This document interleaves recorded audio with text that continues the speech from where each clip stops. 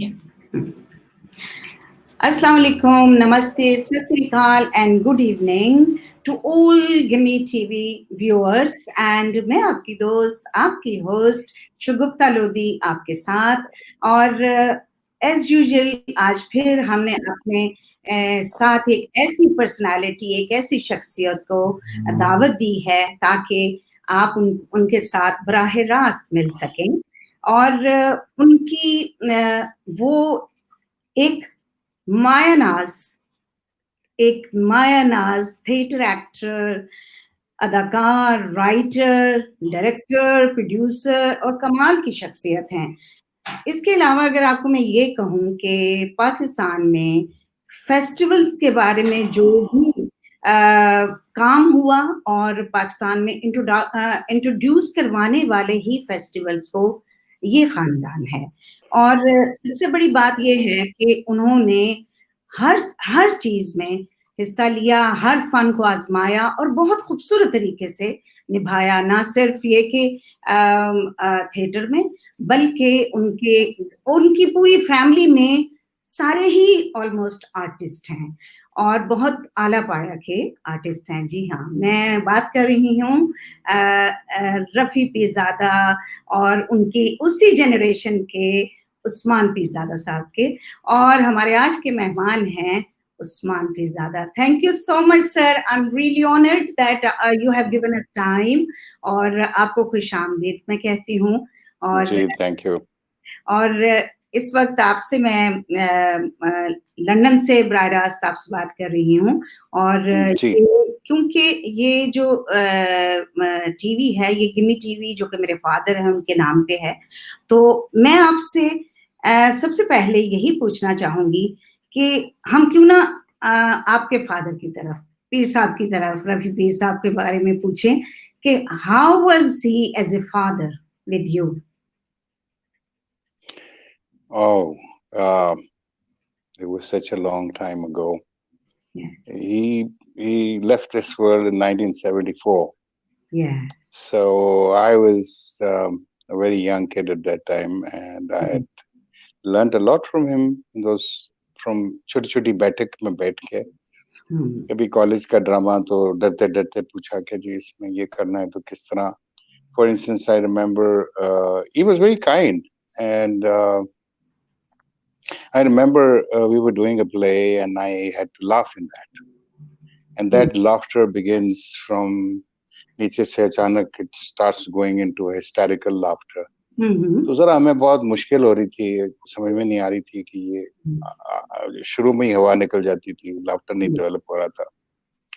So I remember asking him, I said, I need to laugh, and I still remember he gave me a lecture of almost 2 hours on what laughter is all about. Oh. Variations and किस किस्म का laughter यहाँ से निकल रहा है, ऊपर से यहाँ से शुरू कर, फिर के जो आप कैरेक्टर्स जब बिल्ड करते हैं एक्टिंग में अपने, तो जो खास तौर पर लाफ्टर का जेस्चर जो है वो एक बड़ा प्रोनाउंस करता है उस कैरेक्टर को. आप प्रोनाउंस कर सकते हैं उसकी इडियोसिंक्रेसीज को, उसके वेरियस पैटर्न्स ऑफ बिहेवियर को.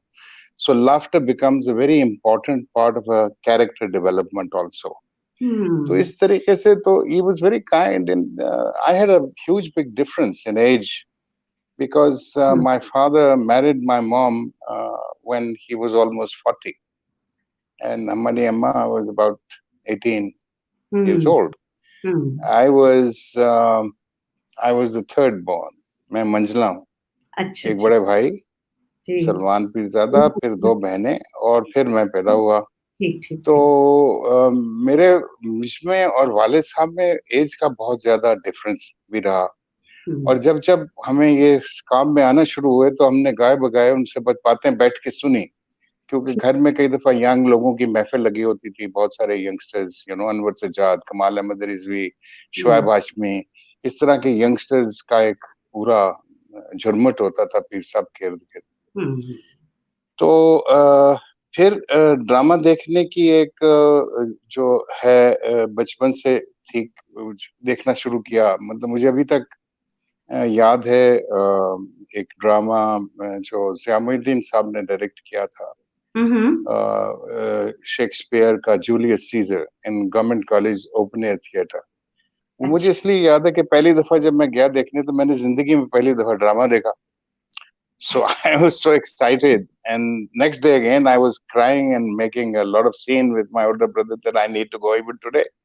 So I went the second day, and then I went the third day also. So I was totally fascinated by all this, you know. तो अब्बा हमारे कहाँ से कहाँ बात चली गई। खैर अब्बा बड़े शफीक इंसान थे, और because he was a very serious person as far as work was concerned, and he was a bookaholic. ये लोग होते हैं जो किताब के रसिया होते हैं।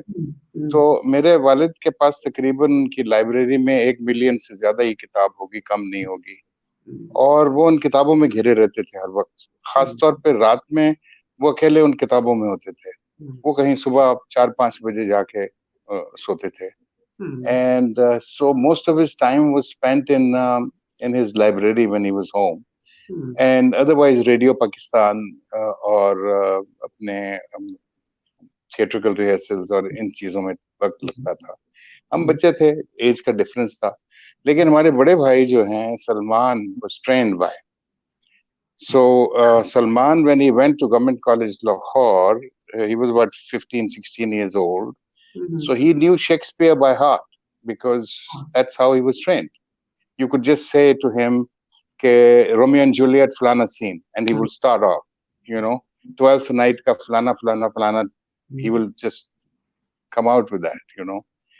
So he trained Salman with a lot of love and affection, and हमारे हिस्से में तो उनकी छोटी छोटी बातें, छोटी छोटी चीजें ही आई। जिस तरह एक लेक्चर मिल गया लाफ्टर के ऊपर, मैं समझता हूँ कि वो एक लेक्चर 2.5 घंटे का लाफ्टर पे was everything for me. देखें आप ये सारी, लेकिन बहरहाल आपके तो ब्लड में भी आ गया ना वो सब चीजें। तो इस तरह से आपने 12th नाइट की बात की, तो मैं आपको यहाँ ये भी ख़वातीन हज़रात बताती जाऊं कि when I was doing graduation from Lahore college, तो लाहौर कॉलेज में हम लोग सारा ये स्टेज का और को curricular activities and annual play का फर्स्ट टाइम इनिशिएटिव हमारे बैच ने लिया, और हम लोगों ने 12th नाइट को प्रोड्यूस करने के लिए उसके पूरे डायलॉग्स याद किए और सारा कुछ वो कि हम इसको परफॉर्म करेंगे इसको।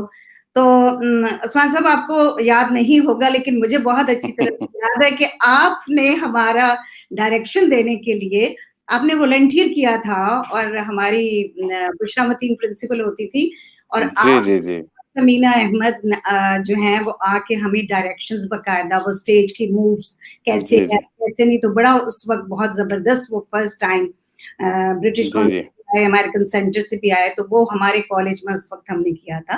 तो मुझे अभी भी मेरे पास वो वाली तस्वीरें पड़ी हुई हैं तब की, तो सारा। हाँ जी, तो मैं आपसे कहाँ से हम शुरू करें? हम आपके लाहौर जब आप छोटे थे तब से शुरू करें, या आपका लाहौर तब से शुरू करें जिस वक्त आप जाते थे एम यासीन टेलर की तरफ, विक्टोरिया पार्क जाते थे, एंग्लो इंडियन रहन सहन था, उसके बाद माल रोड था, फिर वहां पे जो एक समा था।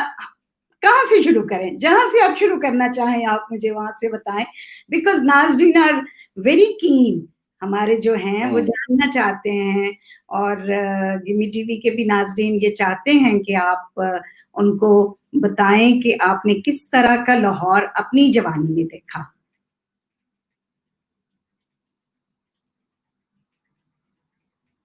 ख़वातीन हज़रात, हमारे साथ दोबारा से कनेक्ट हो रहे हैं उस्मान पीरज़ादा, और हम हैं जी हमारे साथ हैं, और ये हमारा कुछ ना कुछ हो ही जाता है टेक्निकल इशू, लेकिन कोई बात नहीं। जी सर, अगर आ रही थी because I'm not used to this, I touched something and anyways जी कोई बात नहीं।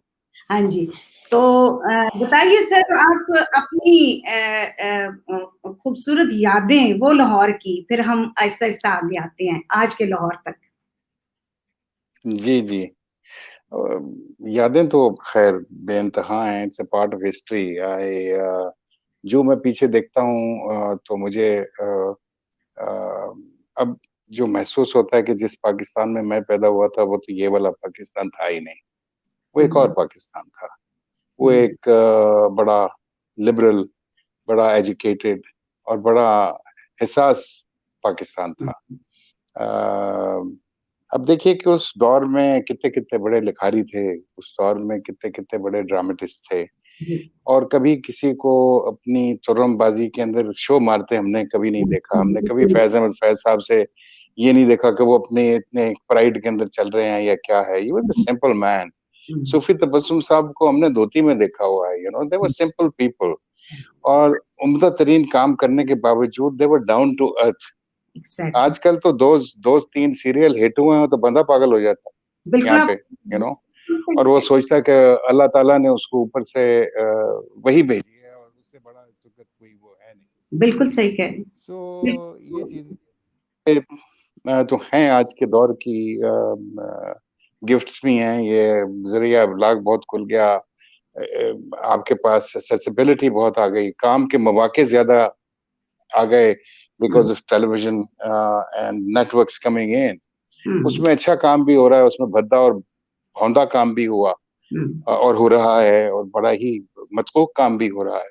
हुँ, जब काम की बहुतात हो जाए तो फिर यही होता है और खैर जिस पाकिस्तान की आप बात कर रही हैं कि मैं पैदा हुआ जिस पाकिस्तान में और वो मुझे लगता नहीं है बल्कि मुझे अब अभी आपसे जो बात कर रहा हूँ तो मैं फ्लैशबैक में जाता हूँ तो इस तरह महसूस होता है कि मैं किसी और खित्ते की, किसी और जगह की बात कर रहा हूँ, शायद किसी नावल में पढ़ी थी या किसी किताब में पढ़ी थी, हुँ, यू नो अ, क्या अब आपसे बताऊँ कि वो पाकिस्तान की क्या मुझे फ़ील जो थी जो आज भी महसूस होती है। उसमें हुँ, इतनी सच्चाई थी, उसमें सिम्प्लिसिटी थी, उसमें अ खुद-नुमाई और उस तरह शोशा वाला काम हुँ, नहीं था। नहीं था। बिल्कुल आप सही अ, लाहौर का एक बड़ा ही प्रोनाउंस्ड कल्चर जो Lahore has always been called a cultural city and a cultural hub. Even at the time when both India and Pakistan were not divided, even at that time, hmm, Lahore was the hub center of North India hmm, as the cultural hub center. तो लाहौर के अंदरून शहर का अपना एक पुराना कदीम एक culture है जो आज भी माशाल्लाह मौजूद है, इंटैक्ट है। हुँ, उसको भी तबाह करने की बड़ी कोशिश की गई है लेकिन सम ऑफ द अदर वहाँ के जो रहने वाले हैं, वहाँ के जो वासी हैं, उन्होंने किसी न किसी तरीके से अपने इस कुछ चीज़ को थोड़ा-बहुत उसके चीज़ें रखी हुई हैं जमा करके, अपनी उन रवायतों को, अपनी उन हुँ, उन चीज़ों को। उसके बाद लाहौर के अंदरून शहर के बाहर जो लाहौर डेवलप हुआ, हुँ, जो अंग्रेज़ ने डेवलप किया, जी, जिस तरह क्वीन्स रोड हो गई, माल रोड हो गया, बिल्कुल।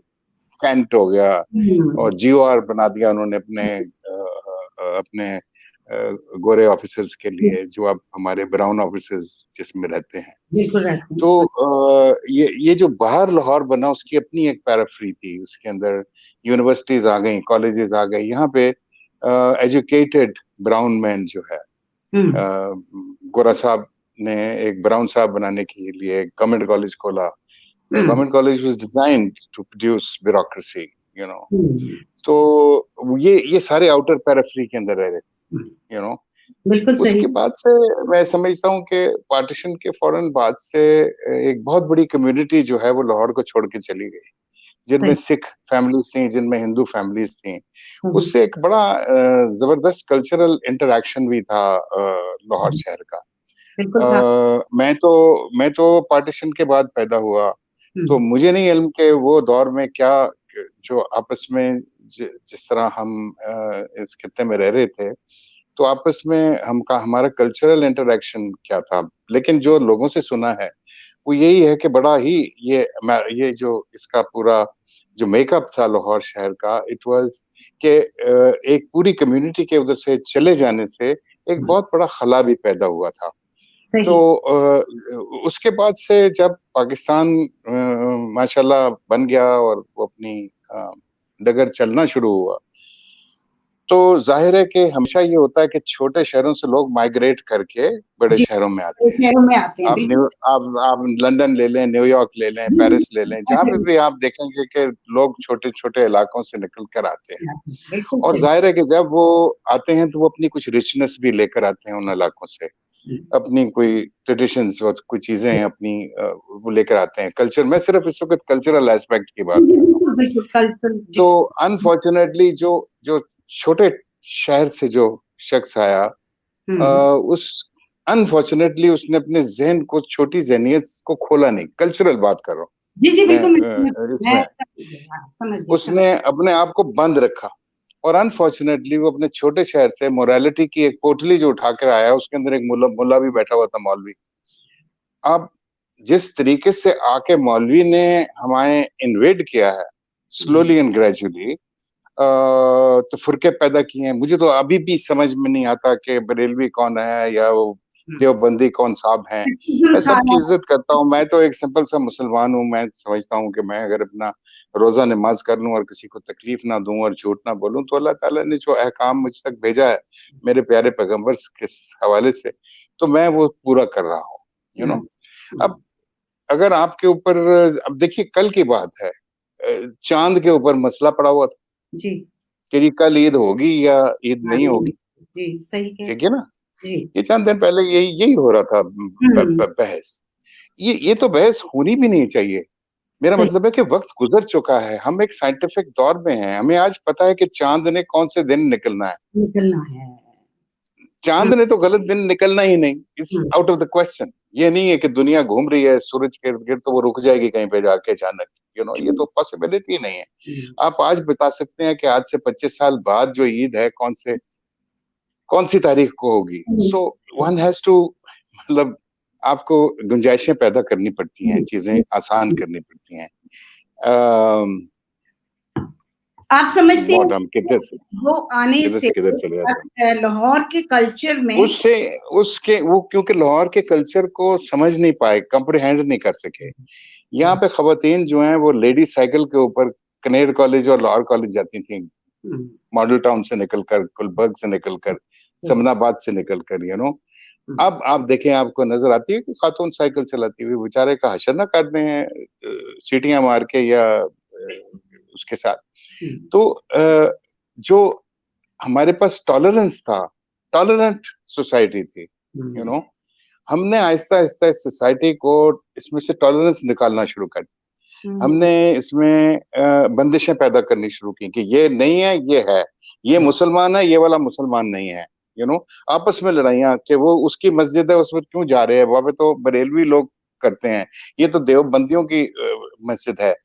तो इस तरह की चीज़ों से एक बहुत बड़ा कन्फ्यूजन भी पैदा हुआ हुँ, और इससे बहुत रुज्जत पसंदी, मैं समझता हूँ कि हमारे मिज़ाज में आना शुरू हुई। और ऊपर से फिर सोने पे सुहागा माशाल्लाह ज़ियाउल हक साहब तशरीफ़ ले आए। हुँ, और अब क्या कहूँ, मैं तो पॉलिटिशियन नहीं हूँ, लेकिन मैंने वो टाइम बर्दाश्त किया। हमारे ऊपर सेंसरशिप्स के कदगन जिस तरह लगे और जिस तरीके से उस दौर का ड्रामा वो हमने नए-नए शुरू किया था। हुँ, और उस टाइम पे कुछ 4-4 साल के लिए हम बैन भी हो गए, समीना भी बैन हो गई, मैं भी बैन हो गया, छोटा भाई भी बैन हो गया। वो बड़े भाई साहब ने फ़िल्म बनाई थी, मेला, जो आपके चैनल हुँ, 4 पे बरतानिया में जब चली थी, तो उसके बाद हुँ, हम सारे बैन हो गए थे कि जी हम देश के खिलाफ हैं।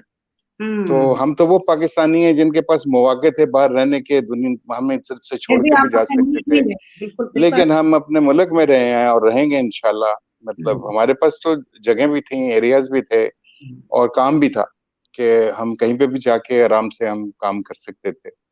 सो वो नहीं किया इसलिए कि ये हमारा मुल्क है, ये हम किस तरह गिफ्ट कर दें किसी और सोच के लोगों को जो हमें आके समझाएँ और बताएँगे कि जी अब आपने अपनी ज़िंदगी को इस तरीके से, इस डगर से चलाना है। उस्मान हमें जी लिबरल्स कह के, you liberals no, I am proud of the fact कि मुझे मुझे समझ में नहीं आती कि लिबरल कौन है। मुझे हुँ, तो ये समझ में आती है कि मेरा प्यारा पैगंबर मोहम्मद सल्लल्लाहु अलैहि वसल्लम सबसे बड़े लिबरल इंसान होते हैं, क्या-क्या चीजें उन्होंने आके, क्या-क्या चीजें जो बंद हुई हुई थी उनको खोला, लोगों के ज़हनों को ओपन किया, आपको रिस्पेक्ट करना सिखाया, आपको दूसरे को बर्दाश्त करना सिखाया, आपको माफ़ी कहा कि माफ़ कर देने वाला इंसान जो है वो बड़ा होता है। तो ये कौन लोग हैं, ये जो टेलीविज़न पे आके शिद्दत से गुफ्तगू करते हैं, ये कौन लोग हैं? अपने को तो समझ में नहीं आती, मैं नाम नहीं लेना चाहता, आप समझ रही होंगी मैं किन लोगों की बात कर रहा हूँ। ये बात है ये चीज़ें जो हैं ये समझ से बाहर हो गई हैं, और ख़ास तौर पे मुझे उन बच्चों पे अफ़सोस होता है जो मुल्क से बाहर रहते हैं। बर्तानिया में मसलन जो बच्चे रह रहे हैं, जो जो य इस खित्ते से हैं, हिंदुस्तान से या पाकिस्तान से, और अगर वो अल्हम्दुलिल्लाह मुसलमान हैं, तो उनको इन मौलवियों ने जाके क्या सबक सिखाया इस्लाम का? यू नो मैं रहा तो नहीं हूँ इंग्लिस्तान में, लेकिन कई दफ़ा मुझे चीज़ें नहीं, मिलती हैं, मैं बिल्कुल, देखता हूँ आप कि देखिए बच्चे बेचारे जो हैं बड़ा वो एक हमारे अजीब बच्चे से उस मतलब उस्मान जी, तो ये हमारे बच्चे क्वेश्चन करते हैं। मेरे अपने बच्चे, हम पाकिस्तान विज़िट करते हैं, तो वो कहते हैं, "नहीं, इस्लाम तो इस तरह से", बिकॉज़ यहाँ पे तो स्कूलों में कंपैरेटिव स्टडी ऑफ रिलिजन्स जो है ना, ये बाकायदा एज़ ए सब्जेक्ट आप ऑप्ट कर सकते हैं। तो जब आप जी। ऑप्ट करते हैं ना, तो बच्चों को तो नॉलेज हो जाता है, और यहाँ पे बैठे भी आपको सही जो इस्लाम का नॉलेज है, वो आपको पता हुँ। चलता है कि कुरान में क्या लिखा हुआ है।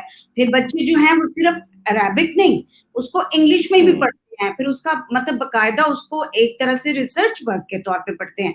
तो हमारे बच्चे जब पाकिस्तान आते हैं, तो वो जब इस तरह की चीज़ें देखते हैं, वो कहते हैं, "this is not the Islam which is uh. हमारे आपके मामा बैक होम में जिस तरह से आप पोर्ट्रे करते हैं।" और फिर उसके साथ-साथ इंग्लिस्तान में, यहाँ बरतानिया में, क्योंकि मैं खुद रह रही हूँ, बहुत सालों से रह रही हूँ, यहाँ पे तो प्रैक्टिकली है वो सारी चीज़ें, लाइक झूठ नहीं बोलना, कुछ हो जाए झूठ नहीं बोलना, और जो चीज़ें हमारे पैगंबर ने हमें बताई हैं, वो हमारे यहाँ पे इम्प्लीमेंटेशन है उस सब की। और जी, जी। आप यकीन कीजिए कि यहाँ पे आके when I am in education profession, तो वहाँ पे आपको, अगर आप सिक हैं, तो अगर आप फ़ोन करके कह दें कि आई एम सिक, वो 3 हुँ। डेज़ तक आपकी वर्बल उस चीज़ को, उसको मानते हैं, क्योंकि आप झूठ ही नहीं बोल सकते। आदत ही सही नहीं बात। आपको झूठ बोलने की, अगर आप सिक नहीं हैं, तो आप कहेंगे ही नहीं कि आप सिक हैं। अब ये कितनी हुँ। लेकिन पाकिस्तान में आप देखें, बहुत सारी चीज़ों में झूठ भी बोला जाता है, बाकी चीज़, तो ये क्यों देखिए ना, झूठ जो है अफ़सोस-तरीन बात जो है जी, जी। कि ये अगले दिन ये जो पीआईए का जहाज़ जो जी, क्रैश किया है बहुत कराची में, जी, जी। आप सोचिए कि इससे पहले कि फ़ौज या रेंजर्स वग़ैरह वहाँ पे पहुँचते, वहाँ पे जो लोग थे इलाके के, वो डेड बॉडीज़ से ज़ेवर और चीज़ें उतार रहे थे। मतलब हम कौन लोग हैं? हम एक गिरोह हैं, हम किस किस्म के लोग हैं? क्या है? हुँ। क्यों हमें over a period of time अपनी प्राइड नहीं समझाई गई? इंटेग्रिटी क्या होती है, इस पे बात क्यों नहीं की गई?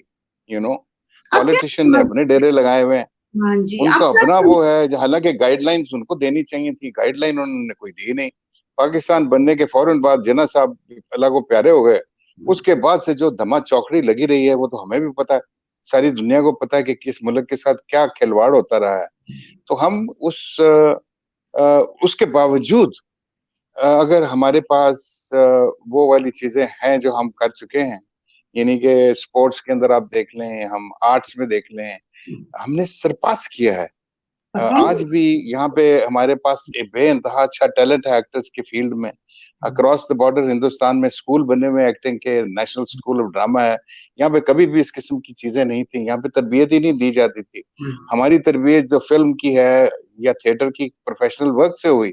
हम तो जाके जब फ़िल्में करना शुरू किए तो कैमरामैन के साथ बैठ, तो एडिटर के साथ बैठ और देख के भई किस तरह ये काम ये होती क्या है, ये लेंसेज़ हैं क्या?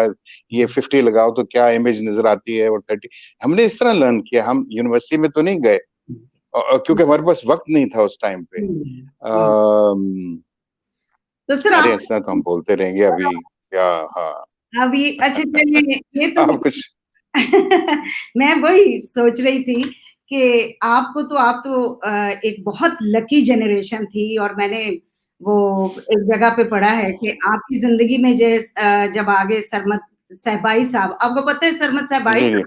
मैंने इंटरव्यू किया और बड़ा मज़ा आया उनको, अमेरिका में है, जी। तो इसी जी, अपने मेरे लिए। तो जी, आपको परसों ही मेरी बात हो रही थी उनसे, काफ़ी लंबी बात हुई। हाँ जी, हाँ जी।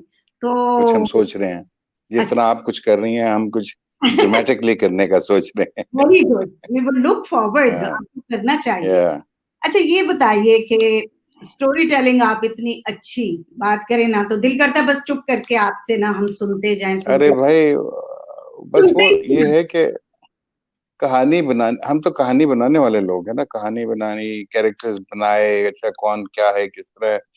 तो क्योंकि मैं एक्टर हूँ, मैं सबसे पहले कैरेक्टर्स डेवलप करता हूँ, जब कहानी लिख रहा होता हूँ। सही, एक मोमेंट लेके उसके बाद कैरेक्टर्स की डेवलपमेंट शुरू, हर कैरेक्टर जो है, हाँ जी, वो एक अपनी कहानी साथ लेकर आता है, यू नो? सही, सो जब मैं सोचना शुरू करता हूँ कि हाँ यार, ये कहानी सुनाने का और सुनने का कहाँ से हमें ये शौक पड़ा?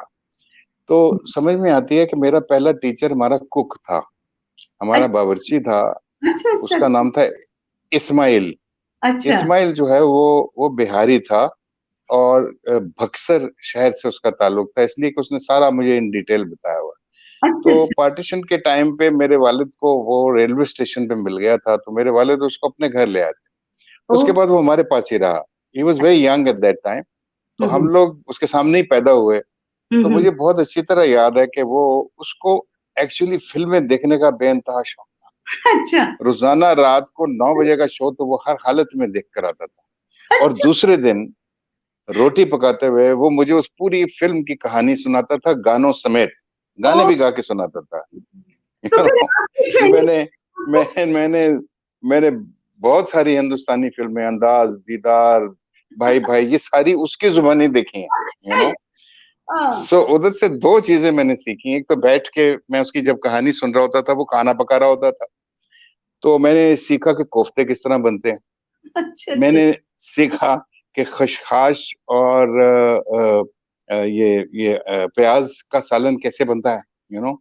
दाल अच्छा में तड़का कैसे लगता है। कुकिंग ये कर सब लेते मैं बहुत अच्छी cook I am a very good cook, so I enjoy cooking because I love हैं? फूड।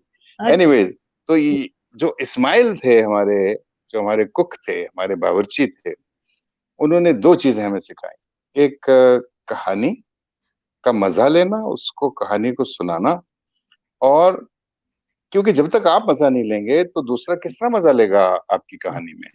ये बिल्कुल सही, वही बात है कि बीइंग अ थिएटर एक्टर हमारा ये होता है कि कई दफ़ा हमें आपकी जो परफ़ॉर्मेंसेज़ हैं, उसमें चेंज भी आती है। अगर आप 10-15 दिन का स्पेल कर रहे हो every day when you are performing, तो uh, every day is not the same day. कई दफ़ा ऑडियंस रिएक्शंस भी होते हैं, कई दफ़ा के ऑडियंस किस किस्म की है, कई दफ़ा आपकी ऑडियंस के साथ जो राब्ता है वो बड़ा उम्दा डेवलप हो जाता है। बिल्कुल सही, सो ये जो है सारा सिलसिला जो है ये है आपके पैशन का कि आपकी कितनी कन्विंसिंग सिचुएशन पे क्या सुना रहे हैं। Do you believe in that? Are you हाँ, enjoying it yourself or not? If I am not enjoying my acting, how can the people who are sitting and watching me, they will be bored to death, you know? True. So हाँ, सो इस तरह इस्माइल से थे हमारे teacher. आपके teacher तो फिर इस्माइल हुए जिन्होंने आपको 2 जी, फन बिल्कुल। सिखा दिए। अच्छा जी, देखिए जी। एक यहाँ पे बात जो नोट करने वाली है, आप उस वक़्त भी जब इस्माइल आपके कुक थे और वो आपको फ़िल्मों की स्टोरी सुनाते थे, आपकी घर की तरबियत थी ना, आपने ये नहीं समझा कि नहीं भई ये तो कुक है। जैसे कि अभी आपने बात की कि नहीं, आजकल नहीं, ज़रा-सा एक्टिंग कर लें तो वो लोग समझते हैं हम पता नहीं कहाँ पहुँच गए। नहीं दूसरा आपका इस्माइल बैकग्राउंड तो रफ़ी पीनी इस्माइल वाज़ हाँ, जी।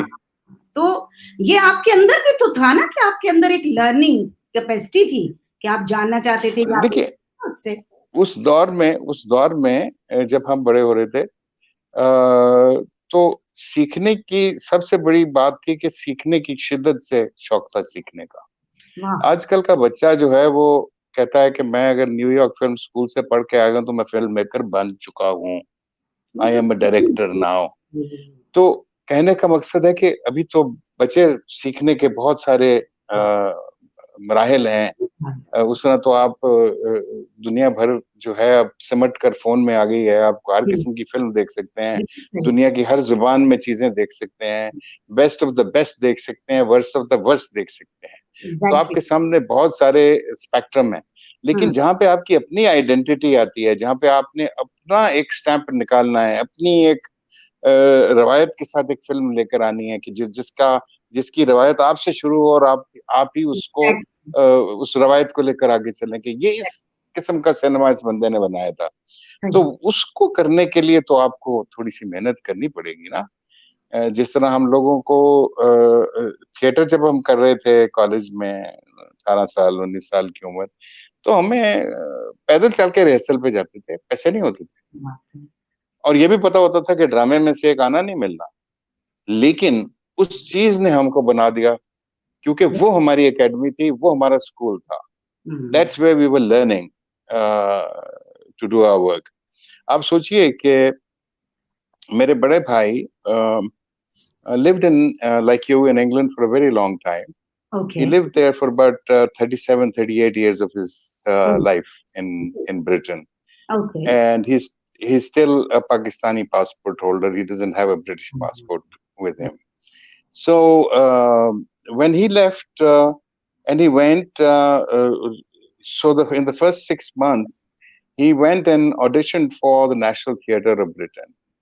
और सर गिल्ड ने उस टाइम पे उनका इंटरव्यू लिया, तो उसने जब फाइल खोली तो फाइल ब्लैंक थी क्योंकि वो तो भाई वहां पे पढ़े ही नहीं थे बर्तानिया में, ना किसी ब्रिटिश यूनिवर्सिटी से वो थे, वो तो पाकिस्तान से सीधे 3-4 महीने हुए थे आए थे।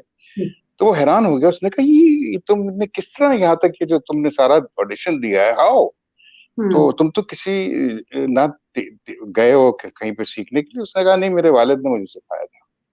तो वो he had a teacher, you know, so he was when he went to Britain, ये वो दौर है जब हम मेरी और आपकी शक्ल के बंदे को यहाँ पे रोल नहीं मिलते थे क्योंकि हमारे लिए रोल लिखे ही नहीं जाते थे। सही। हाँ, तो ये एक आपका इधर सीरियल अब भी चलता होगा, उसका नाम है इमरजेंसी वार्ड नंबर 10। जी। अब भी चलता है। इमरजेंसी वार्ड नंबर 10 तब भी चलता था। तो उसमें एक रोल आया डॉक्टर मुराद का जो मेरे बड़े भाई साहब ने किया। That was the lead for those 13 months that he was a lead on emergency ward number 10. उस रोल को जब वो करने लगे तो जो जिस तरह उन्होंने मुझे बताया कि उसकी जो राइटर थे, उन्होंने टिपिकल सिंग सॉन्ग तरीके से पाकिस्तानी अंग्रेजी बोलता है, जिस तरह sing song, you know, what are you doing, you know। तो उसने कहा कि भाई मैं डॉक्टर प्ले कर रहा हूँ और पाकिस्तान के अंदर मैंने अगर डॉक्टर बना हूं तो मैंने किंग्स इंग्लिश पढ़ के डॉक्टर बना हूं, तो मेरी अंग्रेजी इतनी इस तरह सिंग सॉन्ग नहीं होगी। हाँ, उसका अपना कैरेक्टर होगा, ब्रिटिश इंग्लिश नहीं होगी, लेकिन वो ये नहीं होगी। तो ये आप जिस तरह वर्ड्स को बना के लाए हैं, हुकूमत तेरी है, तो उसमें बड़ा मसला पड़ गया। तो writer eventually agreed with him. और इनका ये डॉक्टर का पार्ट था कोई 3-4 एपिसोड्स के लिए, तो वो पार्ट चला गया, 2 साल वो उसको प्ले करते रहे, you know, because it clicked, it worked. And then he appeared on many other shows. He did Troubleshooters, he did Coronation Street as leads. Saint Roger Moore के साथ काम किया, 2-3 सेंट्स बनाए यहाँ पे। Anyways, what I'm trying to say is that बिल्कुल है, मेहनत तो कि आपको हमारे यहाँ पे जो ट्रेडिशन थी, हम लकी थे कि हम जिस खानदान में पैदा हो गए। अब हमारे वालिद जो हैं वो हमारे दादा तो आर्ट से कोई ताल्लुक नहीं था, मेरे दादा तो बैरिस्टर थे। जी। और मेरे परदादा का कोई इस काम से ताल्लुक नहीं था। मेरे परदादा तो ब्यूरोक्रेट थे जो गवर्नमेंट कॉलेज लाहौर से 1868 में ग्रेजुएट मेरा परदादा किया।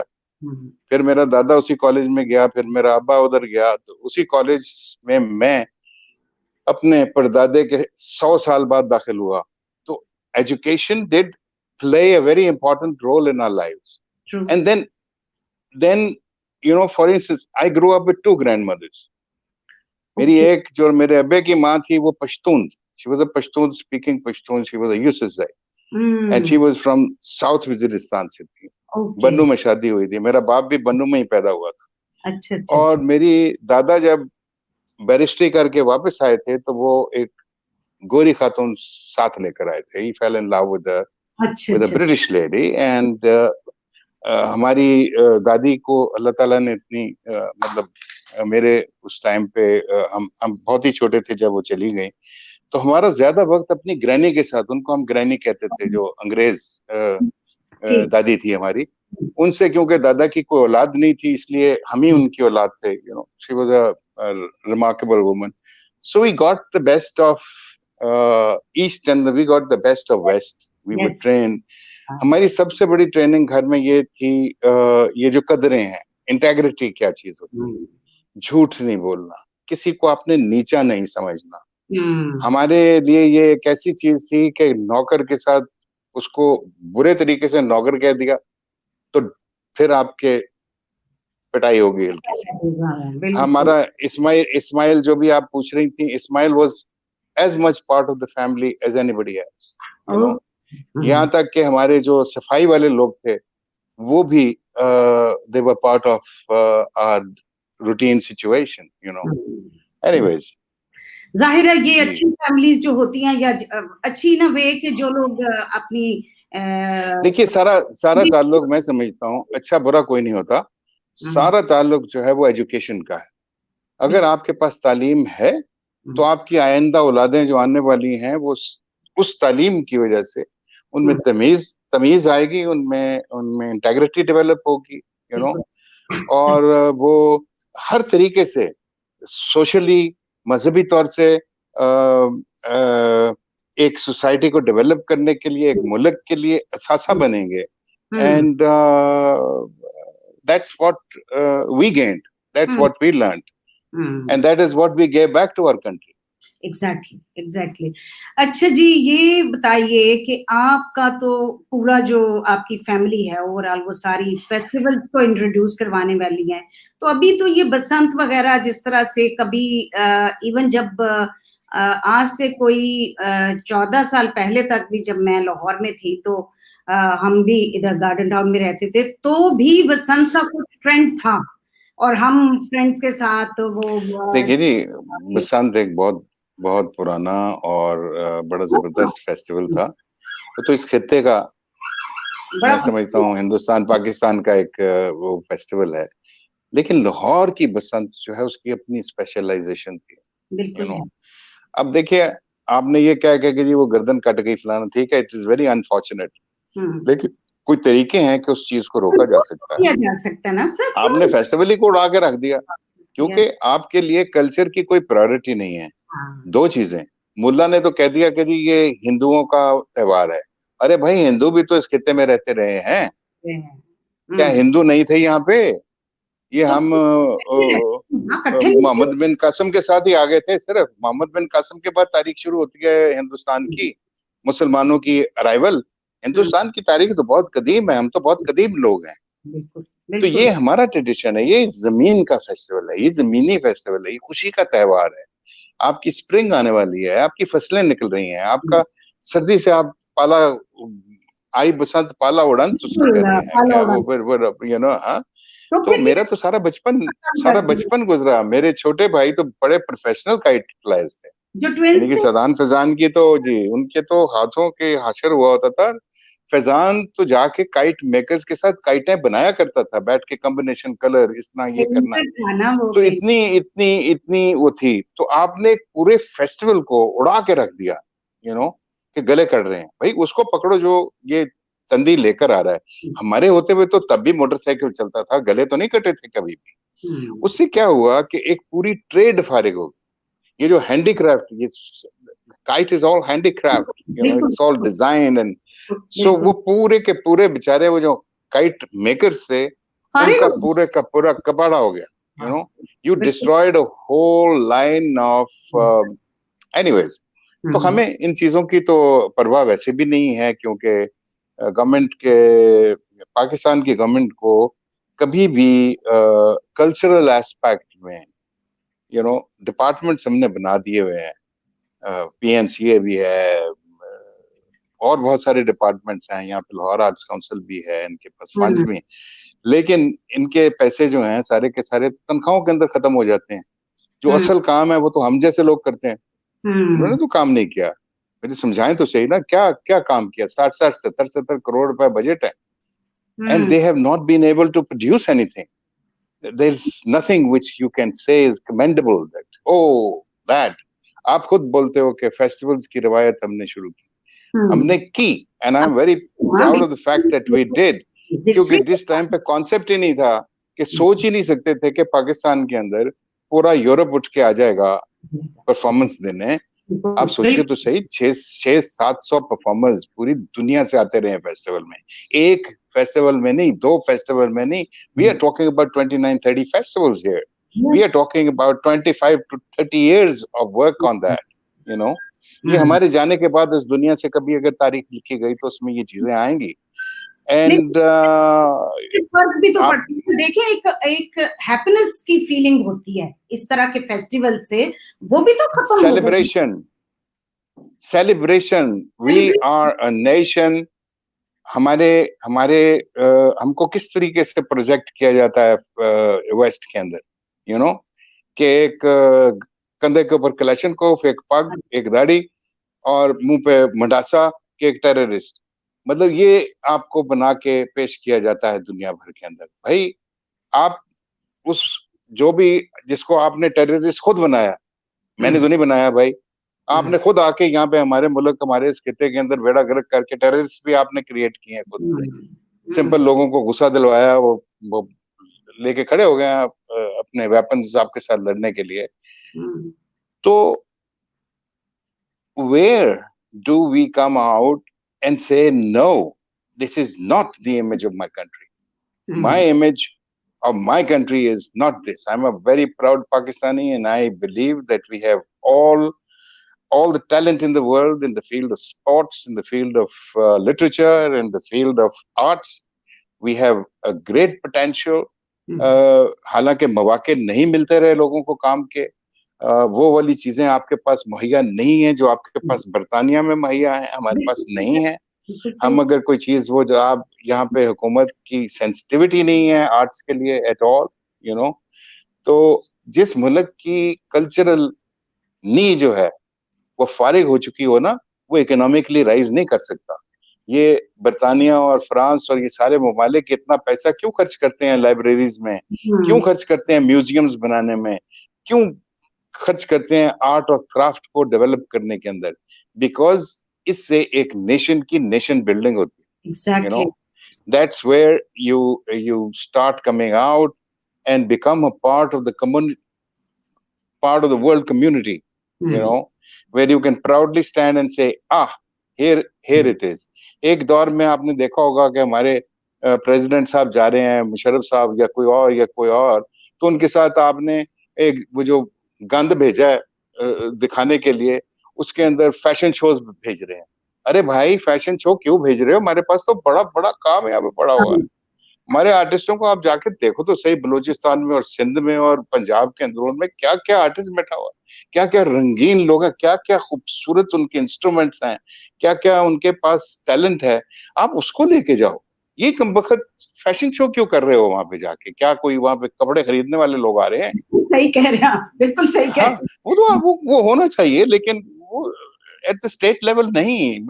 हमारा प्रेसिडेंट हल्का हो जाता है कि यार इसके साथ ये क्या गंद उठ के आया, यू नो, ये क्या दिखा रहे हैं किसी, but that is the tragedy. तो ये कैसे जा सकती है उस्मान जी? ये कैसे कंट्रोल, कैसे इसको ओवरकम किया जा सकता है? अब देखिए, हम इंग्लैंड में बैठे हैं ना, तो हम सारी कम्युनिटी को फेस्टिवल को सेलिब्रेट करते हैं। दिवाली भी होती है, अब ईद भी होती है, उसके बाद क्रिसमस भी होती है, और सब लोग एक दूसरे के साथ इंटरेक्ट करते हैं, मिलते हैं, उनकी फेस्टिवल। देखिए, मैं कई दफा सोचता हूँ अपने खित्ते के बारे में, जब तो मैं, देखिए, पार्टीशन होना था, हो गया, you know, two nation theory थी, जो भी था, ओके फाइन, हमारे बड़े बुजुर्गों ने ये सोचा, और एक हम पाकिस्तान बन गए और वो हिंदुस्तान बन गए। हमें कोई इतनी जंगें लड़ने की जरूरत नहीं थी एक दूसरे के साथ, यू नो। ये सारे मरहले मसाइल जो हैं बैठकर इस पे बात हो सकती थी, आज भी हो सकती है। सबसे पहली बात मैं ये सोचता हूँ कभी कभी कि ये पार्टीशन जो हमारे बुजुर्गों ने की, इन्होंने कभी ये नहीं सोचा था कि नकल मकानी होगी। कभी ये नहीं सोचा था कि हिंदू सिख यहाँ से भाग के उधर चले जाएंगे, वहां का सारा मुसलमान, सारा तो नहीं, आ ही नहीं सकता, वहां से मुसलमान लोग उठ के यहाँ पे आ जाएंगे। सही। तो हुआ ये हमारी पार्टीशन के साथ कि कत्लो गारत लूट मार जो कुछ भी हुआ, वो सारी तारीख हमने सुनी हुई है वो चीजें। हमारी पुप्पियों और अम्माओं और लोगों ने ये बताया हुआ कि जी वो ट्रेनें जो हैं डेड बॉडीज के साथ आ रही थी और वहां पे सिखों ने मारा और हिंदुओं ने मारा है। उधर हम गए तो सिखों ने भी रो रो के कहानियां हमें सुनाई कि जी मुसलमानों ने आके हमें इतना मारा, गुजरांवाला में फलाना हुआ, फैसलाबाद में फलाना। तो ये एक ही कहानी थी। अगर आज पार्टीशन होने के बाद हमारा हिंदू सिख जो है लाहौर से क्यों जाता? अगर यहीं पे रह रहे होते एज पाकिस्तानी हिंदू एंड पाकिस्तानी, आज तो पाकिस्तानी हिंदू पाकिस्तानी सिख है ना पाकिस्तान, तो अगर वो रिच कल्चरल एस्पेक्ट के लोग जो उधर से छोड़ के चले गए, अगर वो भी आज रह रहे होते तो शायद हमारी डाइवर्सिटी जो है वो हमें कुछ और पैगाम देती। एग्जैक्टली। अगर ये जंगें ना होती तो दोनों ममालिक जो हैं इनकी इकोनॉमिक कंडीशन कुछ और होती। क्यों हम खरीदें जी इनके जहाज और इनके टैंक और इनकी बंदूकें? इसलिए कि इनकी फैक्ट्रियां चल रही हैं यहाँ पे। stupid countries like ours will buy all that shit and try to kill each other, you know. आप एक छोटे से ये जो आया है ये कोरोना, इसने पूरी दुनिया को पकड़ के फ्रीज कर दिया। यू नो, ये आप खौफ और डर से परेशान हो गए कि क्या चीज आई है। घर से लोग नहीं निकल रहे, यू नो, जो निकले हैं उन वो इस मर्ज में मुब्तला हो चुके हैं। तो क्या अब भी इंसान ये नहीं समझ रहा कि this is the time that humanity of all over this world, I am not talking only of Pakistan and India, I am talking about all over the world. अभी जो हम चीजें, हमारे दोस्त भी जो दिल्ली में बैठे हैं या बॉम्बे में, उनको बड़ा अफसोस है, वो चीखे मार रहे हैं कि ये क्या वो जो है ये जो हिंदू एक्सट्रीमिस्ट हैं, what are they doing with the Muslims in India. Kashmir में जो असर हुआ है, मतलब क्यों, why should humanity suffer for God sake? क्या ये छोटी सी चीज है, एक छोटी सी चीज आई है, उसने सबको फ्रीज करके रख। बिल्कुल सही। और आप इन चीजों पे फंसे हुए हो कि उनको बंद कर दो, उसको घर से ना निकलने दो, उसको यूं कर दो, इसको उठा के ले जाओ, यू नो। और छोटी छोटी बात पे हम एक दूसरे के ऊपर कत्लो गारत करना शुरू कर देते हैं। सो ये सारी चीजें जो हैं, ये arts not politics, arts can bring in a whole change where we should celebrate each other. एक दूसरे को नफरत से देखना नहीं, इंसान को दूसरे इंसान को सेलिब्रेट करना चाहिए। Once you start celebrating each other, बिल्कुल सही। आपने कितनी अच्छी बात की है कि ह्यूमैनिटी को, ह्यूमन बीइंग्स को सेलिब्रेट करें, एक दूसरे को सेलिब्रेट फॉर बीइंग के अल्लाह ताला ने आपको इस दुनिया पे भेजा है, खुदा का वास्ता है यार, कितनी जिंदगी आपके पास है, छोटा सा टाइम है, इस छोटे से टाइम के अंदर उसको सेलिब्रेट कर जाओ। अल्लाह ताला ने आपको यहाँ पे इसलिए नहीं भेजा कि आप आके लड़ाइयां और झगड़े और एक दूसरे के गले काट रहे हो। आपको इसलिए भेजा कि आप जाके तहकीक करें, आप क्रिएट करें। आपको क्रिएट, इंसान को अल्लाह ताला ने दुनिया में भेजा कि जाके क्रिएट कर। तेनू ज़हन देता है मैं, तेनू सोच देती है मैं, जाके कुछ कर। तो आपने क्या किया? हाँ, उस सोच को, उस अकल को, सारी चीज को एक और जगह पे इस्तेमाल कर रहे हैं आप। लेकिन जहां जहां इंसान ने उस अकल को और उस सोच को सही डगर पे देखा, तो आज देखो इंसान कहां से गारों से निकल के कहां जाके किधर पहुंच गया। लेकिन फिर कितना कमजोर है, एक छोटे से वायरस ने आके पकड़ लिया। बिल्कुल सही कह रहे हैं आप, बिल्कुल सही। घरों में चूहों की तरह बांध बैठे हुए। सही कह रहे हैं आप, बिल्कुल। अफसोस भी होता है, लेकिन ये भी एक लेसन है, सीखने की बात है।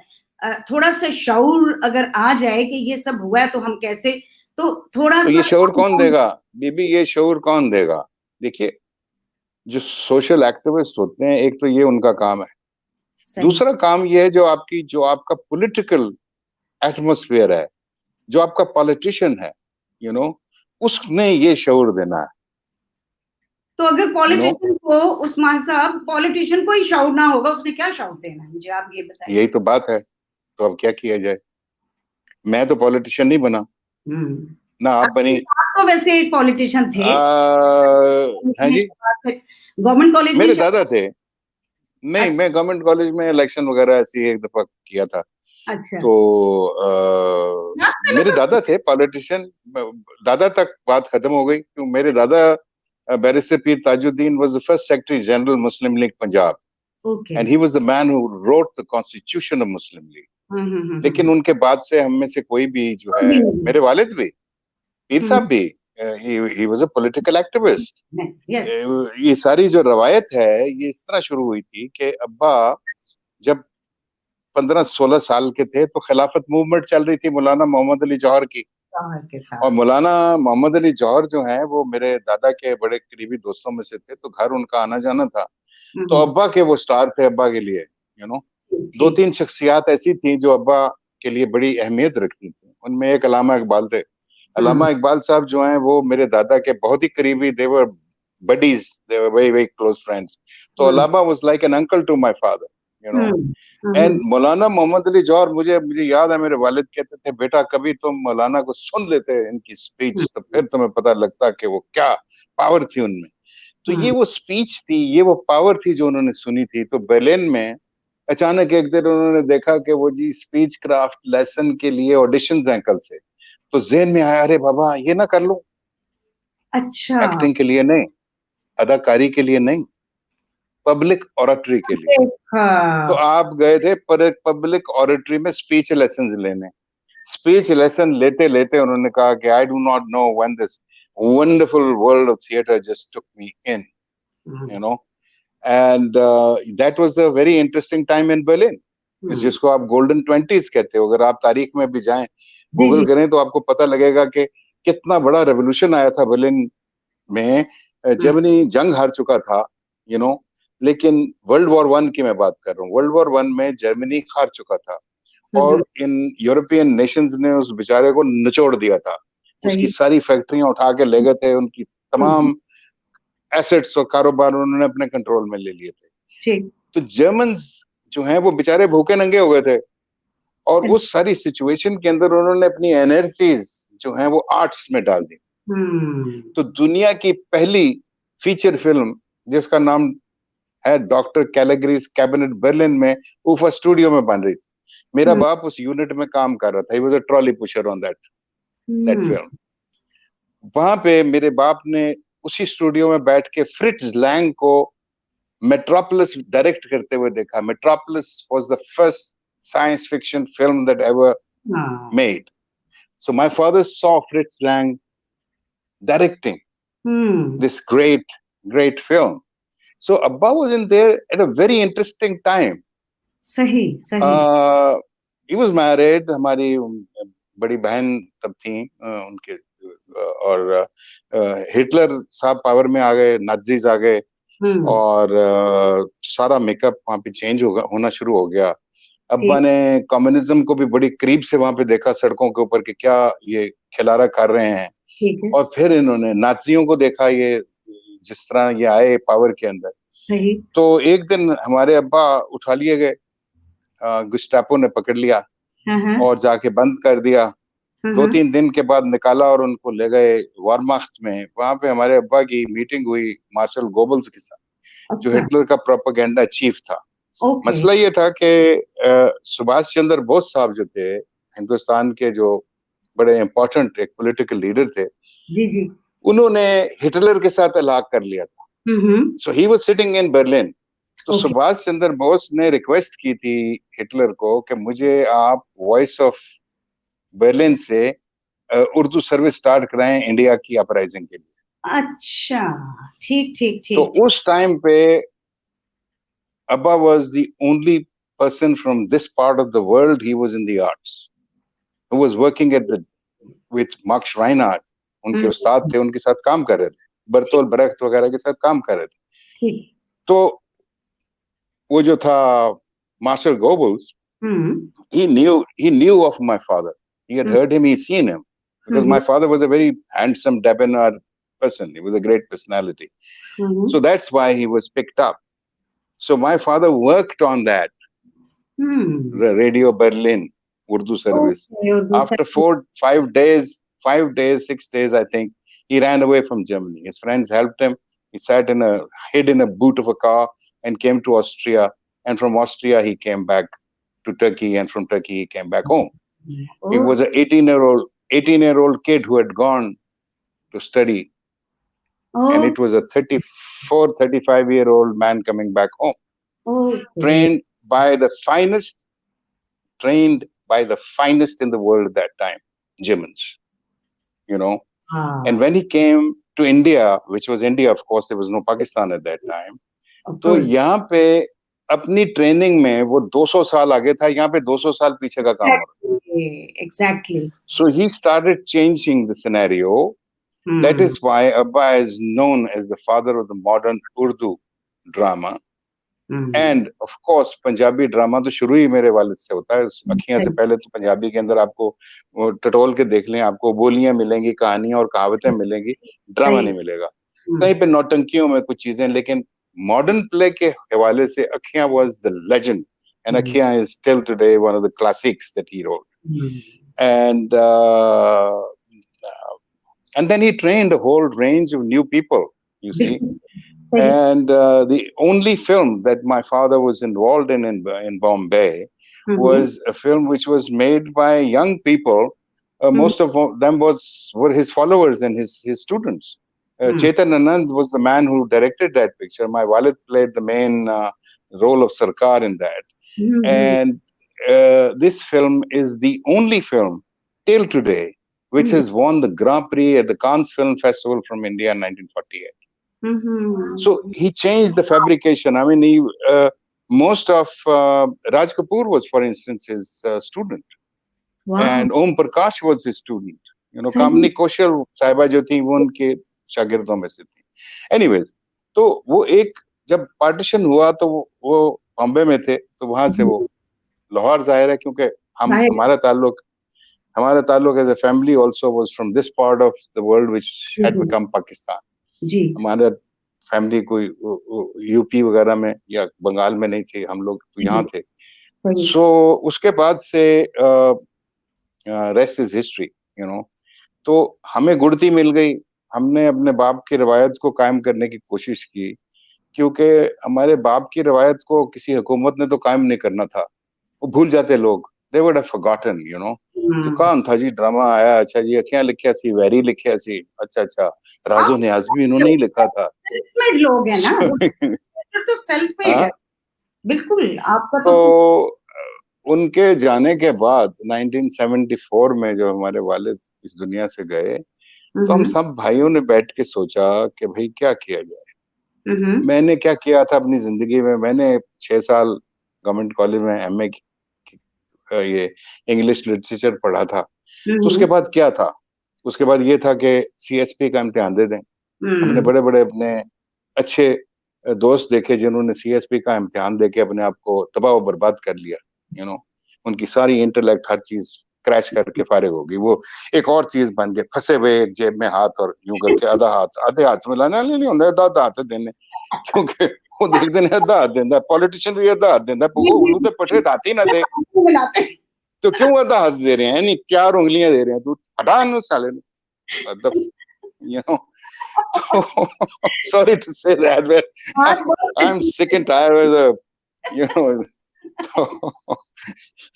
तो हमने वो सीएसपी का इम्तिहान नहीं दिया कि जी देना भी नहीं चाहते थे. ठीक है. तो आसान काम था वो, तो बड़े आराम से आप कर जाते. दूसरा ये कि या अंग्रेजी लिटरेचर पढ़ने के बाद या तो आप पढ़ाएं उसको, टीचर लग जाएं, लेक्चरर लग जाएं, या फिर आप किसी अंग्रेजी अखबार या जरीदे में लिखना शुरू कर दें, जर्नलिस्ट बन जाओ जी. ये 3 चीजें. सॉरी, मैं कभी पंजाबी में भी आया तो मेरी मादरी जुबान है, मेरी माशाल्लाह मेरी बहुत सारी मादरी जुबान है. देखो, कश्मीरी मेरी माँ बोलती थी, मेरी माँ कश्मीरी प्योर थी, कश्मीरी बोलती थी. मेरा बाप पश्तो बोलता था, मेरी दादी एक पश्तो बोलती थी, एक दादी अंग्रेजी बोलती थी. बहुत सारी ज़बानें. I grew up with all these wonderful languages, these beautiful languages, so rich. Pashto is such a remarkably rich. मेरे बाप को खुशहाल खान खट्टक का सारा कलाम हिफ्ज था. Hifiz. Abba could quote from him. Yeah. Wow. Anyways, तो चलिए क्या बात करें. सोचा कि अब क्या करना चाहिए. जी. आप सब भाइयों ने मिलके सोचा कि फिर आप जाहिर है आपने. हाँ, फिर हमने सोचा कि ये जो हमारे वालिद के जो आइडियाज थे, जो उनके आइडियल्स थे कि थिएटर यूं होना चाहिए, कल्चर को इस तरीके से आपने, तो हमने वो करना शुरू किया जो आज भी वही कर रहे हैं. अल्लाह ताला ने हिम्मत भी दी. बीच में बहुत सारी कबाहतें भी आई, बैन भी हुए, लोगों ने मोहब्बत भी की, लोगों ने हमसे नफरत भी की, एनिमीज बहुत सारी क्रिएट हो गई. क्या है उल्लू तो पटे की कर रहे हैं. लोगों ने सोचा पता नहीं हम अरबों रुपए करोड़ों रुपए कमा रहे हैं और पता नहीं क्या कर रहे हैं. तो कहने का मकसद ये कि आई विश कि हमने इतने करोड़ों रुपए कमाए होते. हमने तो सारा इसी काम में लगा देना था. हमने कहीं पे जाके कुछ और तो नहीं करना था. लेकिन we worked very hard. We worked very hard as a family. We were at one time we were the largest event management company in the country. हमने सबसे ज्यादा पैसे जो हैं अपने इवेंट मैनेजमेंट के अंदर कमाए और वो पैसा उठा के हमने आर्ट्स के अंदर डाल दिया. आज जो हमने थिएटर बनाया, जो म्यूजियम बनाया, उसी पैसे से बनाया. जब म्यूजियम बन गया तो वो गवर्नर साहब एक आए हुए थे हमारे ओपनिंग के लिए. तो मेरी वालदा के पास आके उन्होंने कहा कि जी बड़ी मुबारक हो, ये म्यूजियम पपेट्री बन गया आपके बेटों ने. तो मेरी माँ ने कहा हाँ गवर्नर साहब जरा इनको समझाएं. इन्होंने पुतलियों के लिए तो घर बना लिया, अपने घर तो उन्होंने बनाए नहीं है अभी तक. तब पुतलियों के घर बन गए थे, अपने नहीं बने थे. माशाल्लाह, थैंक गॉड आप अपना घर है. मेरा मतलब है कि it was more important for us at that time to build house. हाँ, देखिए ना, वो दुनिया का तीसरा बड़ा म्यूजियम है इस वक्त. दुनिया का तीसरा बड़ा म्यूजियम. किसी किस्म की कोई सपोर्ट कहीं से नहीं है. उसके ऊपर टिकट नहीं है. It is free, open for children and families. We don't charge on that, you see. और हमारा जो कल्चरल सेंटर है, आप सोचिए कि 4 दिन, हफ्ते में 4 दिन वहां पे लाइव म्यूजिक होता है और कोई वल्गराइज्ड फॉर्म ऑफ म्यूजिक नहीं होती. वहां पे हम कव्वाली कर रहे हैं, वहां पे हम सूफियाना कलाम कर रहे हैं, वहां पे हम फोक म्यूजिक कर रहे हैं और इन ट्रेडिशंस को कायम कर रहे हैं. इनको ताकि ये जो बेचारे हमारे ये प्रैक्टिशनर्स, इनको इनकी कोई रोजी लगी रहनी चाहिए. there must be मैं खुद भी गई हूं. तो ये एक सिलसिला अल्लाह ताला ने स्टार्ट किया हुआ है, चल रहा है. फिर आई डोंट नो कब तक कैसे हम, अल्लाह ताला हमें अगर ये हिम्मत देता रहे तो और ये करते रहे बस. हाँ जी, टाइम बिल्कुल खत्म होने वाला है और इतना मजा आया आपसे बात करके. आपकी सारी जी, मेरा पानी भी खत्म हो गया. कोई मैसेज आप देना चाहें इस प्लेटफॉर्म पे, तो आपके पास 30 सेकंड है सर. जरूर. बहुत किसको मैसेज देना है? मैसेज आप जिनको भी देना चाहें आप मैसेज दें, क्योंकि फ्रीडम ऑफ भाई मैं समझता हूँ कि आर्ट जो है और जो एक्सप्रेशन है इंसान का, क्रिएटिव एक्सप्रेशन, चाहे वो साइंस में है, चाहे वो डॉक्टरी में है, चाहे पेंटिंग में है, चाहे आर्ट में, आप प्लीज ये उन यूथ से है जो कि ये किसी भी काम में आना चाह रहे हैं, उस काम में प्योरिटी के साथ आइए. कम से कम अपने आप से झूठ बोलना छोड़ दें. अगर आपने जिस दिन अपने आप से झूठ बोलना छोड़ दिया तो आपका सच सामने आ जाएगा. हो सकता है आपको सच से थोड़ी सी तकलीफ हो, लेकिन by the end of the day आप कामयाब इंसान हो. बहुत अच्छे. Thank you so much Usman साहब.